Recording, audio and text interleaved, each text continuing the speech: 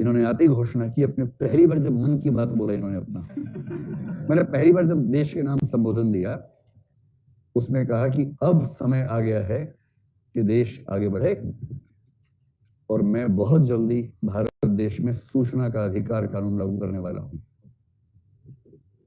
पर ये ज्यादा जल्दी में थे, जल्दी चले गए, पीएम ही नहीं रह पाए। तो राजीव गांधी के लोगों ने कहा, अच्छा हमें परेशान करके पीएम बनने, तो हम पीएम बनने देंगे।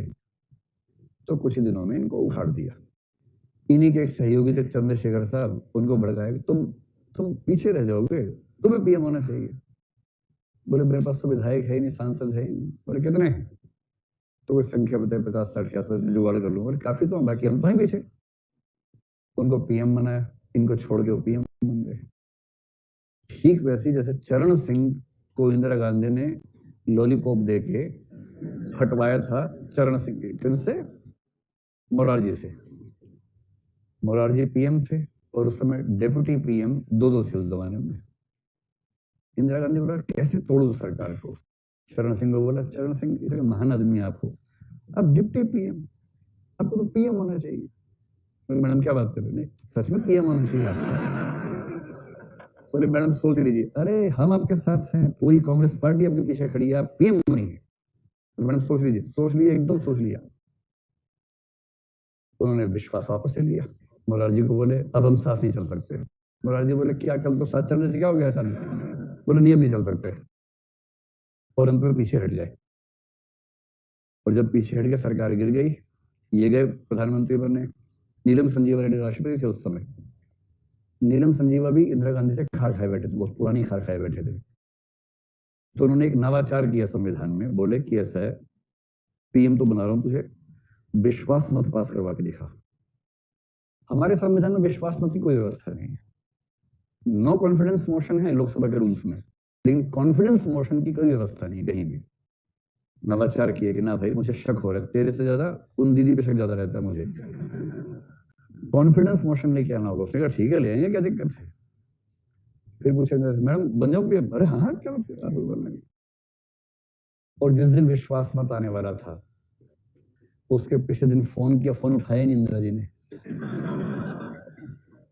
फिर रात को बोला मैडम आपने कहा था मैं बन तो गया हूँ पीएम, कल से विश्वास मत है। तो इंदिरा जी बोली कि हमने ये थोड़ा ना कहा था, हमने ये कहा था कि आपको पीएम बनना चाहिए, आप पीएम बने, अच्छा लगा हमें। तो बोले मैडम समर्थन नहीं करेंगे। समर्थन क्यों करेंगे? सुबह विश्वास मत था, गाजी बाजी था, लोकसभा बैठी विश्वास मत के लिए, पीएम आया ही नहीं। पीएम विश्वास मत के लिए आए तो वोट पड़े, और पीएम लोकसभा से भाग गया कि ना ऐसी बदली पिटवाऊंगा अपनी, कैसे करवाए। तो ये वाला अध्याय इंदिरा गांधी का अध्याय राजीव गांधी ने घुट्टी में सीखा हुआ था। विश्वनाथ को हटाना था, चंद्रशेखर से कहा तुमको तो पीएम होना चाहिए। बोले मुझे? तुम्हें तो आओ आओ पीएम बनो। कांग्रेस हाउस में साथ दिया, 10 महीने साथ दिया। और उसके बाद प्रधानमंत्री के घर के बाहर हरियाणा पुलिस के 2 कांस्टेबल जासूसी करते हुए पकड़े गए। सॉरी, राजीव गांधी के घर के बाहर। तो इस आरोप में कि सरकार राजीव गांधी की जासूसी करवा रही है, इस आधार पर वापस ले लिया समर्थन,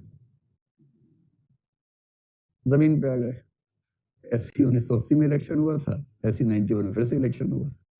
फिर 2004 में सरप्राइजिंगली कांग्रेस और यूपीए इलेक्शन जीत गए, जबकि उस समय देश में आमतौर पर कोई उम्मीद कर नहीं रहा था। सरप्राइज थे सब लोग कि ये अचानक कैसे हो गया।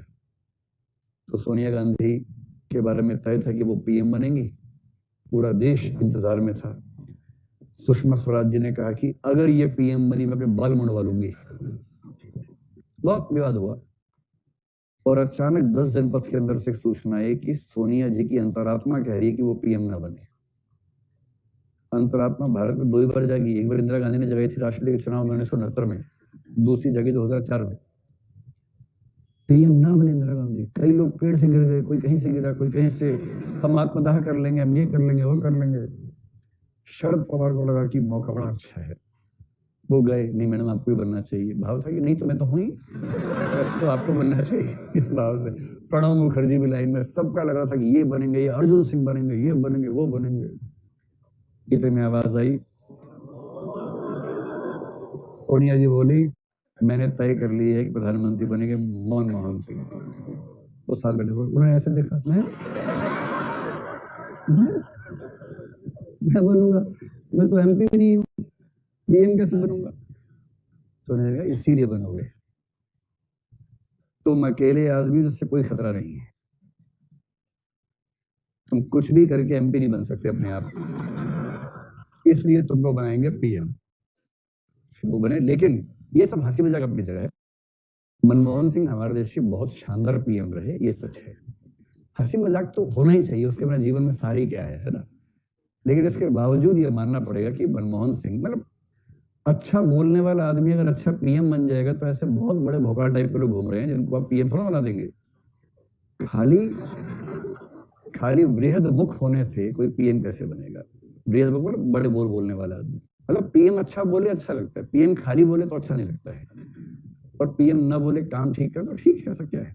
मनमोहन सिंह ने बहुत बढ़िया काम किया, शानदार काम किया। उसमें से एक काम सूचना का अधिकार भी है।